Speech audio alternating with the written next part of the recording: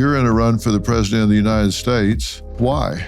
Certainly from a third-party perspective, the odds have got to be long. So why are you doing it? I saw something happening to my country that I couldn't really imagine. I saw this huge division that's so toxic now, so poisonous. I don't think we've seen anything like this since the American Civil War. And it's all amplified by the social media algorithms that are pushing us farther and farther into our positions, into these kind of tribal positions. But the origin of it is I believe, the capture of our political parties by corporate interests and the corruption that's come from that. Is that true on both sides, Democrat and Republican? Yeah, and they're both owned by, interests that are not necessarily America's interests.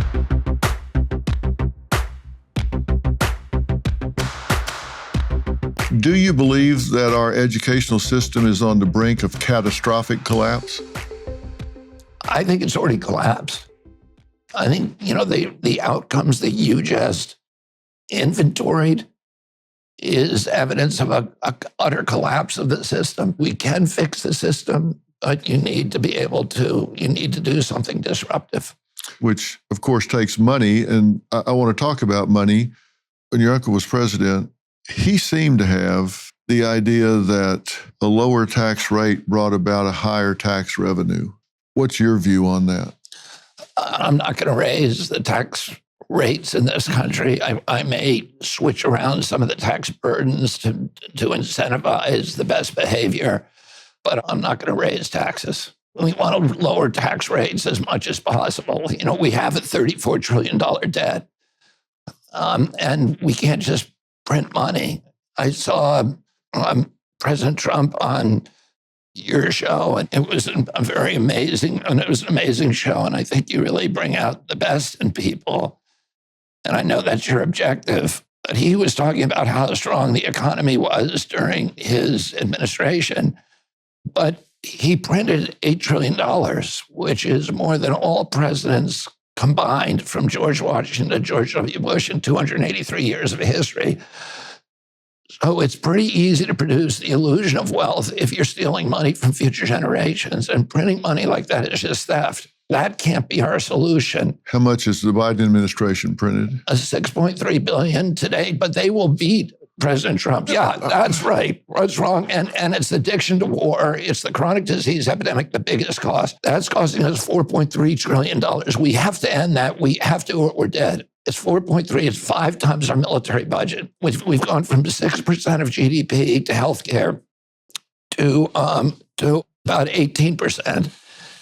And 6% when my uncle was president, 18% today, and it's growing exponentially. And we spend more on healthcare than any other country in the world, 2 or 3 times per capita what the Europeans, and we're 79th in health outcomes. We're behind Costa Rica, we're behind Mongolia, we're behind Cuba, we're behind Nicaragua. How is that even possible? There are 50 countries in the world where a mother has a better chance of surviving childbirth than America. 51 countries in the world where the infant has a better chance of surviving than America. America! Yeah. How is that possible, when Robert? You and I were kids, we had the best healthcare system in the world, bar none. Today, we have the worst. We have extraordinary doctors in this country, extraordinary, that are doing things that are incredibly innovative. But we have the worst health outcomes. It's because of chronic disease. And we've got to figure out what's causing it, eliminate it. We have, and it's not rocket science. It's glyphosate, which is the active ingredient in Roundup. It's neonicotinoid pesticides. It's atrazine. It's PFOAs, the forever chemicals that are in all of our child's pajamas. They're in our furniture. I've litigated on them as well. It's high fructose corn syrup. These other countries don't have that? No, if you want to drink a Coke, drink a Mexican Coke, because they don't allow it down there. There's 1,000 ingredients in our food that are banned in Europe. And we're poisoning, we're mass poisoning an entire generation of kids. These kids are obese. It's not because they suddenly got lazy. It's not because we're mass poisoning them. And I, as president, I'm going to put an end to that. I'm going to say we're going to give drug development and and infectious disease a little break for 8 years. And we're going to find out why our kids are the sickest kids in the world, find out why they have diabetes, why they have asthma, why these exponentially are better, larger than any other country in the world. How do you do that? Everybody wants to hold on. They don't want to get smaller. They want to get bigger. And it's government's going to fix everything. Let's get more government. Let's get bigger government. Let's fix everything. You have powerful industries like high fructose corn syrup that has millions of farmers and who've been sucked into that industry. Those companies have on their payrolls the chair of all the agricultural committees in both houses. They own the USDA. So the question is, even if you found out that high fructose corn syrup was the cause of a large cause of the obesity epidemic and diabetes epidemic, could you do anything about it? That's the question. Can you use power? And I know I can do it, and I'll tell you how. And all the things that I promise when I'm running are things that I can do without the help of Congress, because I know how things work, and I know you can't count on Congress anymore. I'm going to go down to NIH, and I'm going to say to them, we're going to find out what's causing these, and we're going to do a lot of science on them. Once you have that science that makes that causal connection between an exposure and an injury, you pass a threshold in the federal court called the Daubert threshold, which allows attorneys to bring lawsuits. When we brought the Monsanto lawsuit, everybody said you can never get Roundup. They're too powerful. The first case we won $289 million on. The second case we won $89 million. The third case, we asked the jury for $1 billion, and they gave us $2.2 billion. And then Monsanto came to the negotiating table, and they agreed to remove glyphosate from home gardening products. You can't do it through Congress. You can do it by generating enough really high quality, good quality science so that the attorneys can come in and do it. And it's the market fixing the problem rather than government. Yeah. The thing that I'm concerned about is if we're trying to get government to fix all of this, then government's just going to get bigger and bigger and have a bigger role in people's lives and more control in people's lives.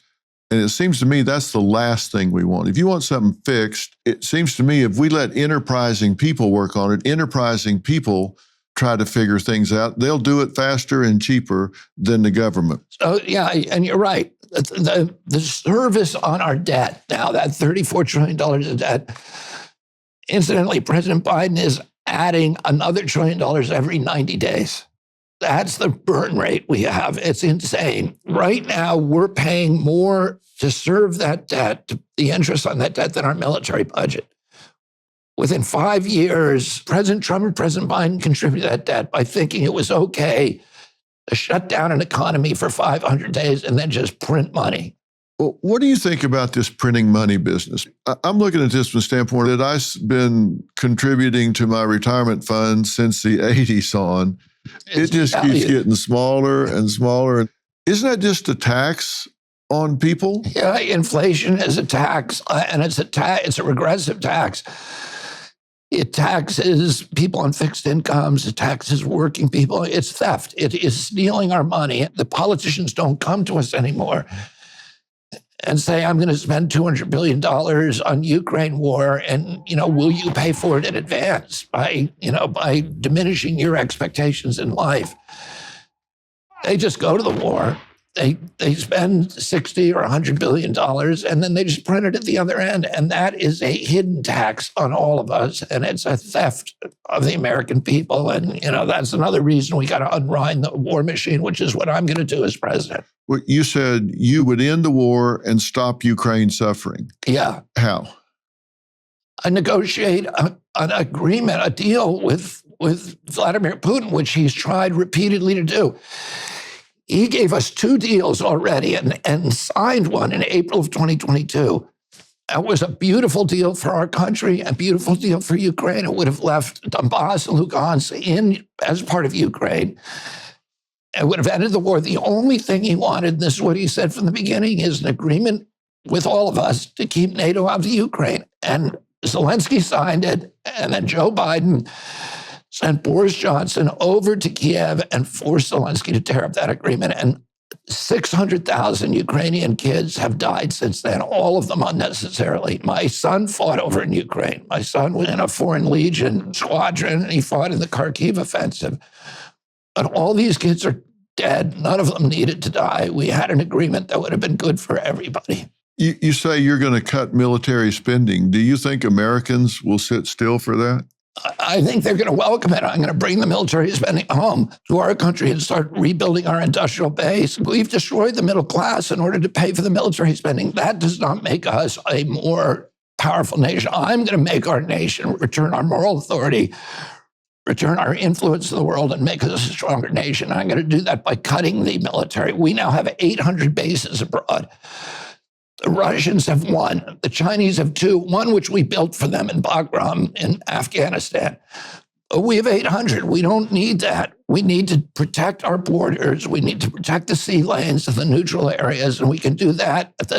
I'm cutting the budget back to what the Eisenhower minimum, in other words, the height of the budget in real 2024 dollars during the Cold War. So if that budget was enough to protect our interests during the height of the Cold War, it's enough now. We've destroyed the middle class in this country, Phil. There's 61% of the people in this country, including a lot of people who watch your show, cannot put their hands on $500 if they have an emergency in their family. There's 60% are living hand to mouth, and they're desperate. They're facing eviction. They're facing starvation, and it's getting worse.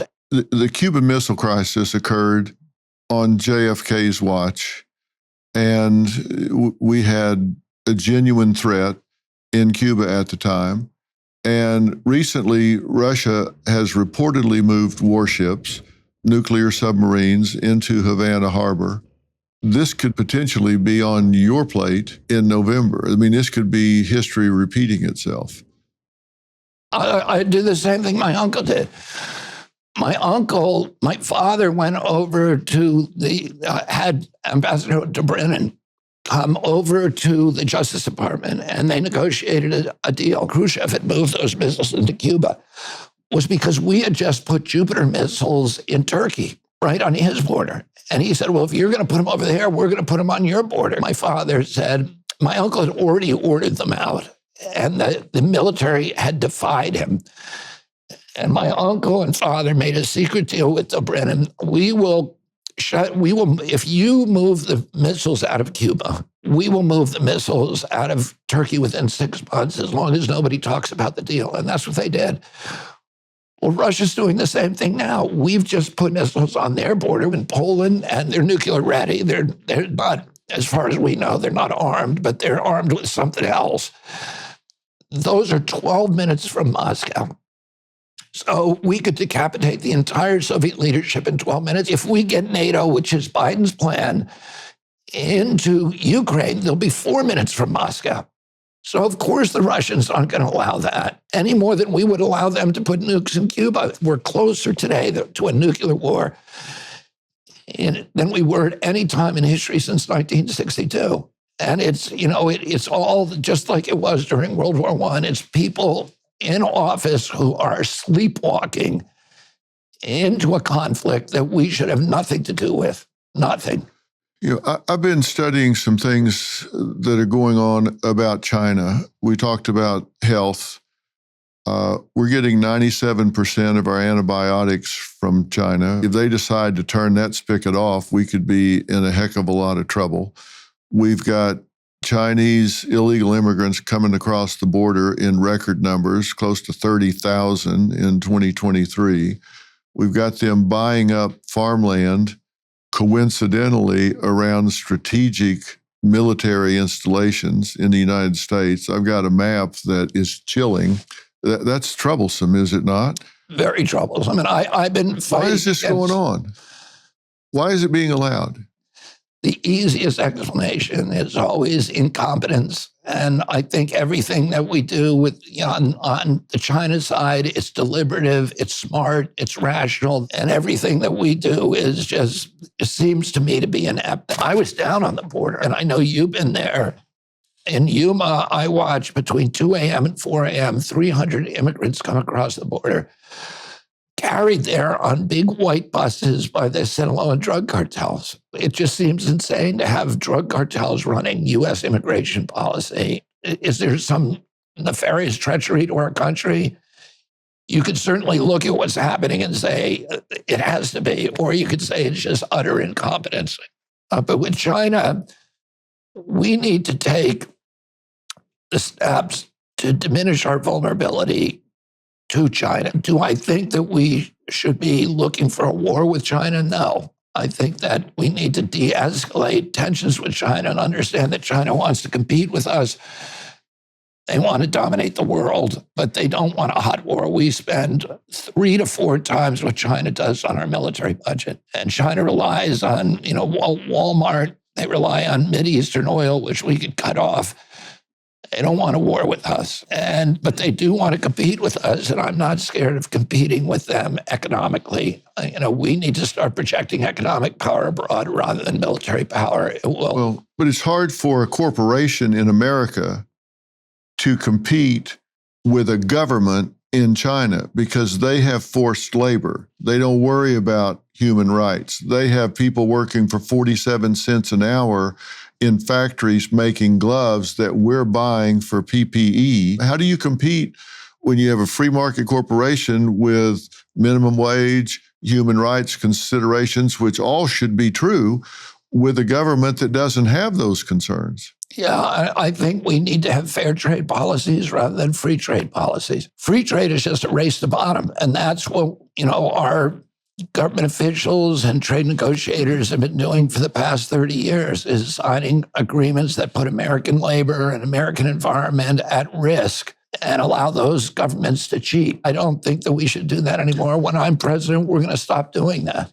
What are you going to do domestically with these people that are pushing DEI policies and this concept of equal outcome in place of a meritocracy that has made America what it is today? I believe in equal opportunity, not equal outcome.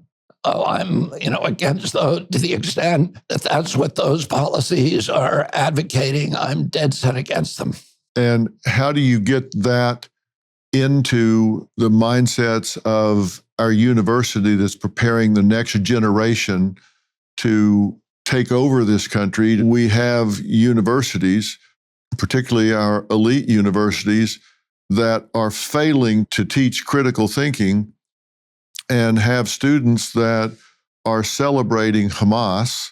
I've seen and heard things on college campuses I never thought I'd see and hear in my lifetime. The anti-Semitic rhetoric. I've been to Israel. I've seen what took place there, and I see American students celebrating. At first, it was Palestinians, Gazans. That was a thin veil. Then it's just straight up Hamas. And I'm thinking, I can't believe my eyes. I can't believe my ears. And I've said so quite loudly. I'm wondering what they're teaching these kids if they don't have the ability to actually evaluate what's taking place. This was a murderous invasion. What do you do to change the university environment? And what do you do to try and get these universities to have some balance in what they're doing? There's a difference between free speech and actually intimidating Jewish students to the point of fearing for their lives and their safety. There are so many things that I hear about, Israel being an apartheid state. There's ethnic cleansings taking place all over the Mideast, but people only complain about Israel. Palestinians have all the rights that Jews have. Palestinians can vote. They can serve they can serve in the Knesset. There's a dozen Palestinians in the Knesset. There's nothing like that in any of the other surrounding countries. That's not apartheid. This is the only democracy in the Mideast. It's the only place where there's freedom for gays. They hang gays in Gaza. They hang them in Tehran from cherry pickers. It's the only place where women have any rights in the Mideast. And it has freedom of expression, it has freedom of worship, it has freedom of the press. Would you continue to support Israel? Yeah, I think America needs to wind down military commitments abroad in terms of regime change wars, et cetera. Israel today is facing an existential crisis. its actual existence is in doubt. And Israel is in a 5-front war. People say you should have a ceasefire with Hamas, and I would love to see that. Every death I see over there is heartbreaking. But how do you have a ceasefire? How do you have a negotiation with somebody who, in their charter, it says any negotiation with Israel is against Islamic law? I don't see how you do that. What we saw on October 7th came from a place of pure hatred and evil, from people, from kids who were raised from when they're in kindergarten to utterly dehumanize Jews and to be sworn to believe that it's glorious to kill them. I understand that Israel doesn't feel that it can, that there's any ending here if Hamas is left in charge of Gaza. I don't see how you do it. I sat with Prime Minister Netanyahu, and I came away from that with a clear understanding. He does not intend to stop until he has eliminated Hamas. He'll do it alone with the support of the world or not. I'm not a huge fan of Prime Minister Netanyahu or the Likud, but that policy is widely supported. How would you resolve the division in this country? What's the ticket? I said a little over a year ago, 13 months ago, when I announced that I was not going to feed into the vitriol and the anger and the hatred and the division. I was not going to focus on the culture war issues that are used to keep us all apart and at each other's throats. I was going to focus on the values that keep us all together, that we all share in common. And what I found is that those values occupy a much greater landscape than the little culture war issues, abortion, guns, trans rights, the ones that we're all fighting about all the time. Everybody wants to fix our schools. Everybody wants teachers to be properly paid. Everybody wants to take care of our vets who are suffering from PTSD. And everybody wants to end the corrupt merger of state and corporate power. Nobody wants the border being run by the Sinaloa and drug cartels. Everybody wants to figure out a way that we can bring blockchain and AI into our country and make ourselves the hub where we can grow the economy out of this deficit. Nobody wants AI being used as a mechanism for the government to control us and to surveil us. Everybody wants to protect the environment. If you talk about clean air, clean water, wildlife conservation, our Purple Mountains majesty, everybody is going to be behind you. Republicans and Democrats, everybody wants clean food for our children, to get rid of all these chemicals. If you want to start a fist fight, just talk about climate and nothing else. And then you're going to have a war and you're not going to get anything done. But if you talk about, how do we reduce our dependence on foreign oil? How do we take care and mountaintop removal mining in the Appalachians? How do we stop the mercury contamination from coal-burning power plants of our fish? Everybody wants that to happen, and they're willing, to fight for it. These issues are framed today in a way that is calculated to keep us at each other's throats. And it's like the jangling keys. It's BlackRock, State Street, Vanguard. They're now trying to buy housing, the residential housing, the agricultural lands. They're jangling the keys over here and say, look at the abortion issue, look at the guns, and look at trans rights. And over here, they're strip mining the wealth from the American middle class. Are making it so our kids can't afford houses. We have the first generation of kids that's not going to own their own house. I'm going to change that. I have a whole retinue of policies to make sure every one of these kids who works hard, who plays by the rules, is going to get into a home. And we need to do that. We owe that to our children. Is government going to do that? Well, government can't do it. You talk about millions of jobs for the blacks. Is that government that's going to do that? Is government getting bigger and bigger and creating all these jobs? My job is to shrink government and make it less expensive and more efficient. And we have opportunities to do that today. One, the biggest expense is chronic disease in our military industrial complex. We also can cut waste in government like never before. The Pentagon audit that came out last month showed that they lost $4 trillion. They haven't passed an audit in 20 years. They lost this inventory. They don't know where it is. What do you mean they lost $4 trillion? They don't know where it is? They don't know where it is. And most of it is inventory, things they bought that they lost track of. A lot of times they'll buy 2 or 3 or 4 times the same item because they can't find it. But you can use AI walkers to go through all the stockpiles and identify every single thing that's in there so you don't lose anything ever. And you can use blockchain to make sure that every American can see every expenditure from the Pentagon, make sure we're not buying, $16,000 toilet seats. And we have an opportunity now to eliminate waste like nothing before in history. And I have a strategy for doing that and how to get it through Congress. Because with that one, we do need to get through Congress. And when you talk about climate change, how do you keep out of a fist fight about that and just start doing things that make a difference? I believe climate change is existential. I believe that it's related to human emissions, various kind of emissions, carbon and methane, but I don't insist anybody else does. And I know there's a lot of people who just don't believe that, but I believe it. I also have been working on those issues for many, many years. And I don't believe in top-down solutions. I always talk about market-based solutions, that we need free markets, that if we actually had true free markets in this country, we wouldn't have any pollution. A true free market promotes efficiency, and efficiency means the elimination of waste, and pollution is waste. A true free market would require us to properly value our natural resources. And it's the undervaluation of those resources that cause us to use them wastefully. In a true free market, you can't make yourself rich without making your neighbors rich and without enriching your community. But what polluters do is they make themselves rich by making everybody else poor. So they raise standards of living for themselves by lowering quality of life for everybody else. And they do that by escaping the discipline of the free market. You show me a polluter, I'll show you a subsidy. I'll show you a fat cat using political clout to escape the discipline of the free market and force the public to pay his production costs. That's what all pollution is. It's always a subsidy involved. And I'm going to eliminate the subsidies. Do you agree that you don't subsidize things you don't want more of? Yeah. I mean, that's pretty obvious. I say it because it sounds so obvious. If somebody's going to be president of the United States, we subsidize things we don't want more of, but yet we subsidize them. We paid people more to stay home during COVID than they could make if they went to work, right? And so they did.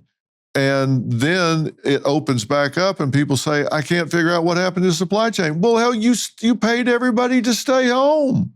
They stayed home instead of working. You say the explanation is incompetence. Can they be that incompetent? Can they be so incompetent that we're going to pay people to sit home in a beanbag and eat Cheetos, and then we're scratching our head why we can't get anybody to work in the hotels, the hospitality industry, unload the ships in the harbor, put the containers up?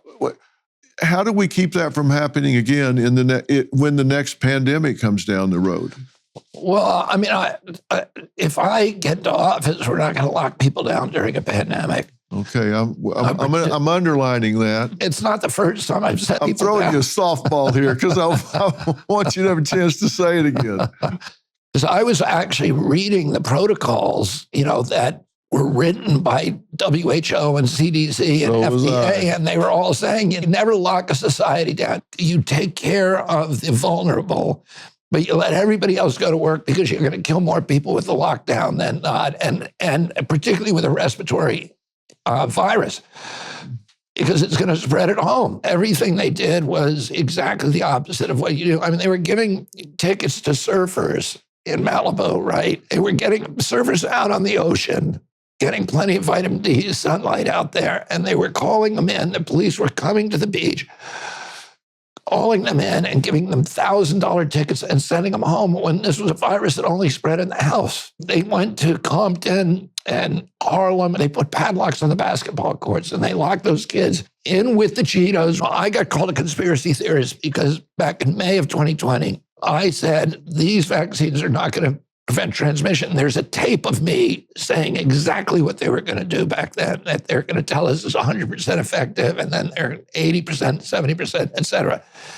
So the regulators knew that, and yet they were saying something the opposite of that. If you were going to say what the Biden administration is doing to keep you from running for president, to keep you as out of this race as possible, what are they doing? You're not in the debate. They're blocking me from participating in the debate. They told CNN they would not show up at the debate if I was on the stage. They're suing me to try to keep me off the ballot. They won't provide me Secret Service protection.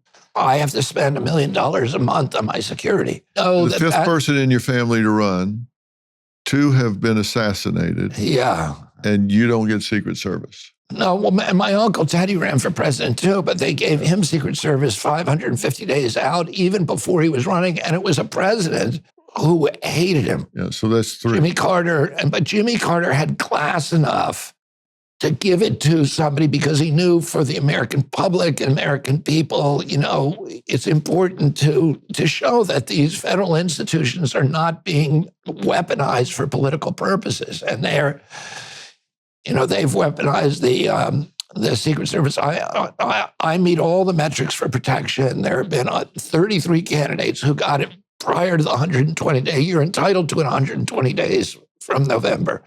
There have been 33 candidates who've gotten it before that, most of whom had a fraction of the support that I have. It's a distressing time for American democracy. If you don't get to a point where you have a clear path to 270 electoral votes, if you don't get into the debates, if it's not clear that you can win the election, what do you do with your substantial and passionate following? Clearly, you have a significant following. You can impact this race significantly if you don't win. What do you do with that? You could be the decider in this race.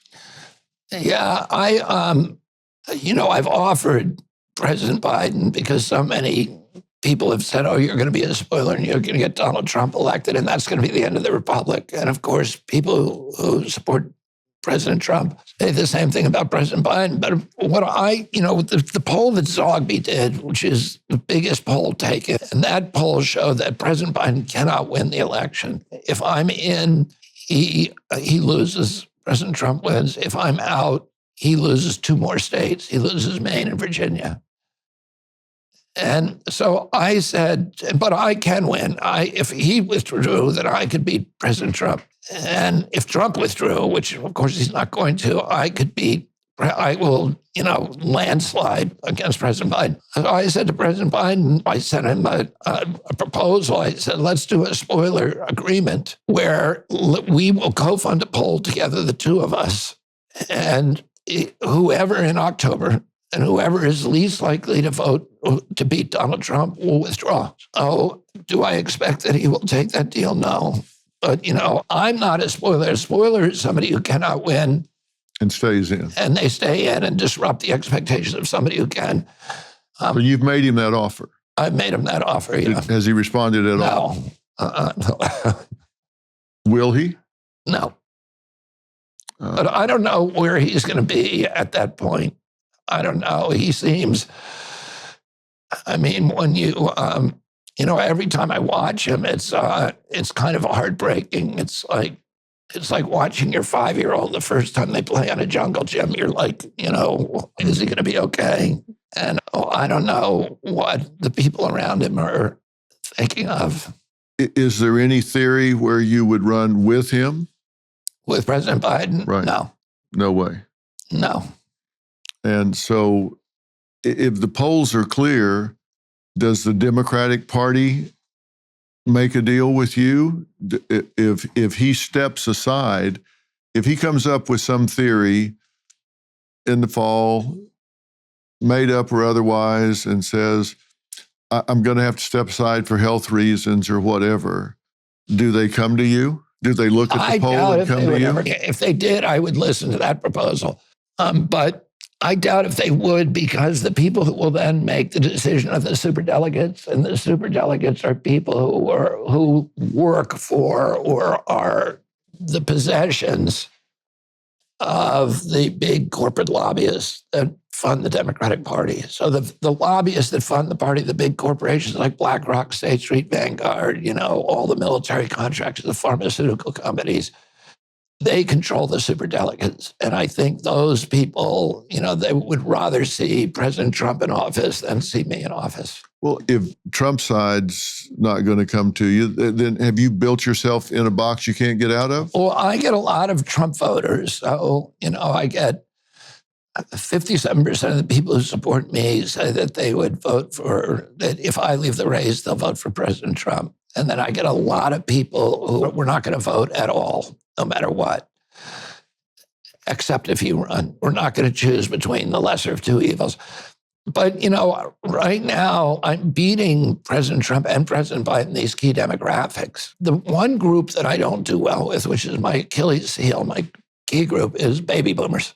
If you think about it, the baby boomers should like me because, they were here during the Kennedy era. They remember Camelot with nostalgia. And they loved me when I was only the environmental champion and before I, started working on public health. But what we found is that, I think the reason they don't like me is because they hear all of the sort of the defamations that you outlined at the beginning of this interview. He's anti-vax. He thinks chemicals cause you to be gay.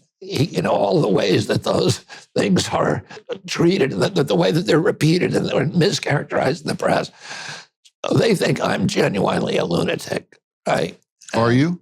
Am I a lunatic? Now, I feel like, of course, if you ask a lunatic whether they're a lunatic, they're never going to know. So are you a lunatic? No, of course not. I've had a long career with so many milestones that would be pretty unattainable by somebody who is a lunatic. I've won hundreds of cases. I've written dozens of best-selling books on different issues, and I have good relationships. All these, so I feel like I'm defending myself and proving that I'm not a lunatic, which of course is never a good sign. And I am baby boomers, and that's why I wanted people to hear you talk about the things that you've talked about, because you make a compelling argument for the things that we've talked about, and I've endeavored to give you every opportunity to clear up any misperceptions. And I think you've done an amazing job of doing just that.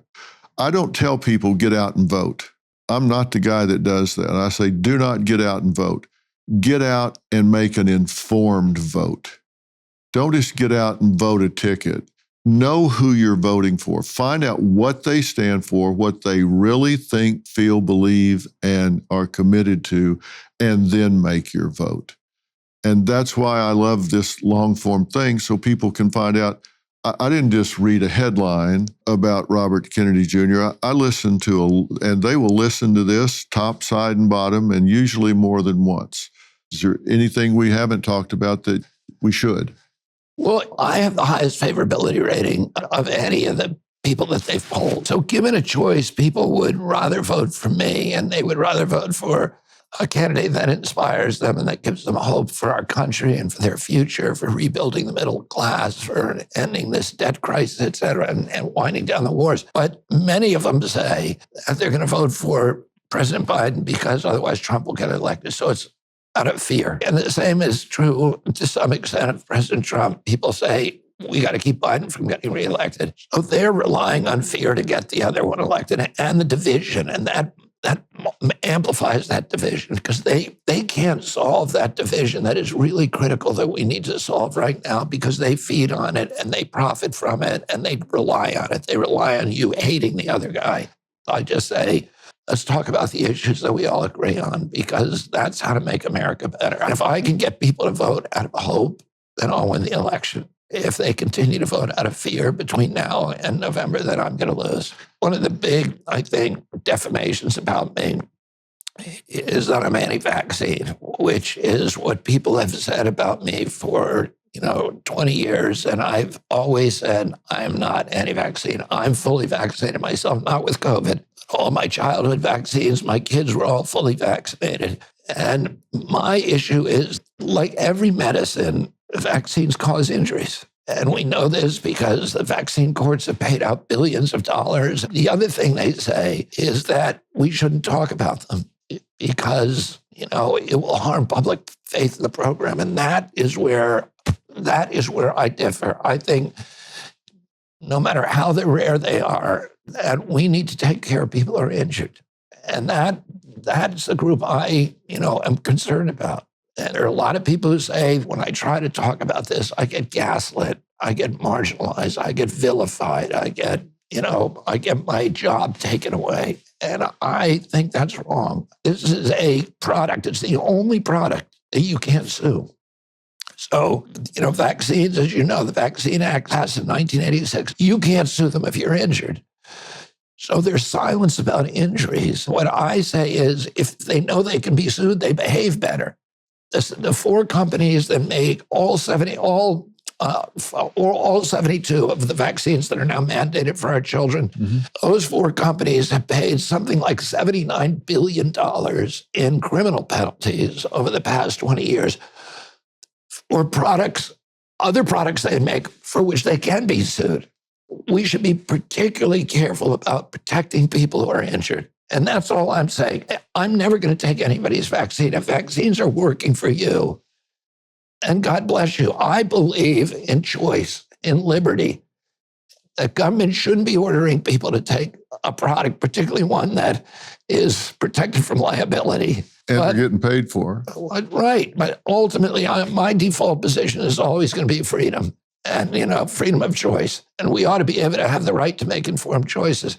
The government has shown that it's too corrupt, and its relationship with the pharmaceutical industry is too corrupt to trust them on these issues. We need oversight, and we need, safeguards. And that's my position on vaccines. It's not that we should get rid of them, and it's not that they're bad. It's just that let's take care of the people who get injured. So you want more transparency. Yeah.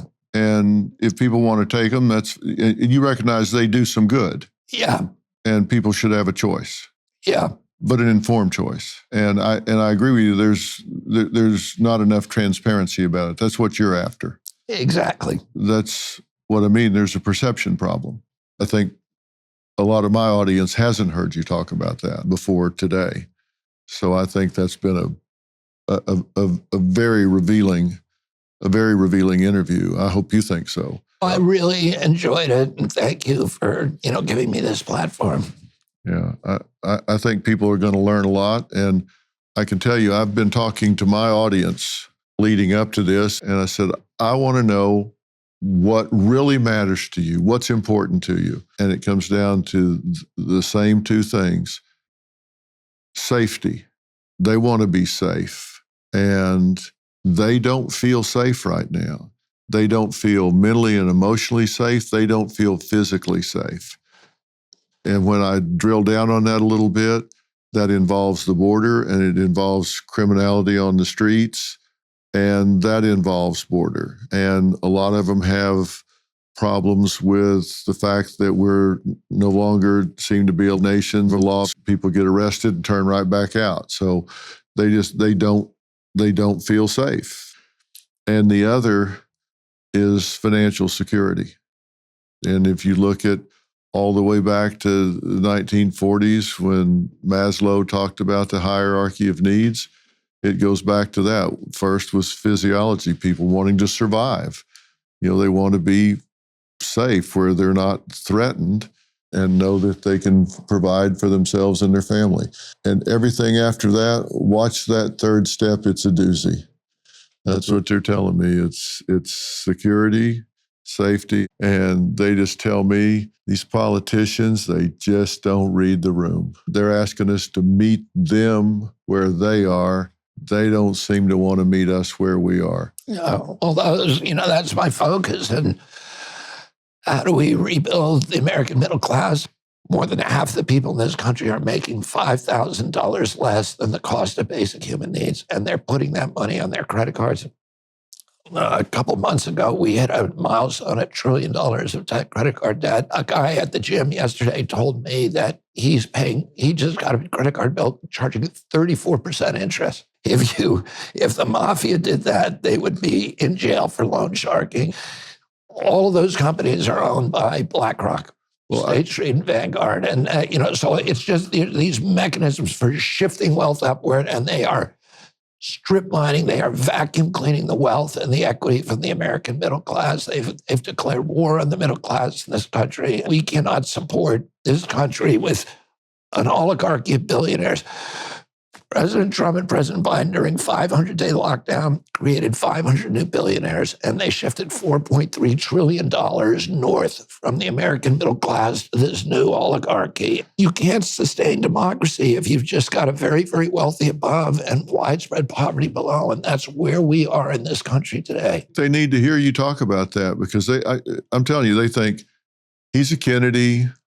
Kennedy's a wealthy family. It's American royalty. He doesn't connect with us, doesn't know where we are. I mean, I've been sitting, at kitchen tables like that for my whole career. Because the career that I chose is representing people, mainly fishermen. My father, many years ago, he would bring us to Southeast Washington, to Appalachia, and he would bring us to the Indian reservations and to the Rust Belt. And he would say to us, and, we would go into people's houses and talk about how they lived. And he would say, these are our people. These are Kennedy people because, the big shots, they don't need the Kennedys. It's the people who, are struggling to make this country a great nation and are struggling with their day-to-day lives. Yeah. And they don't have a voice in Washington. And that's, what you're supposed to do with your life. Robert, thank you, sir. Thank you very much, Phil. I'm really glad we did this. Yeah, me too. Thank you very much. I enjoyed it.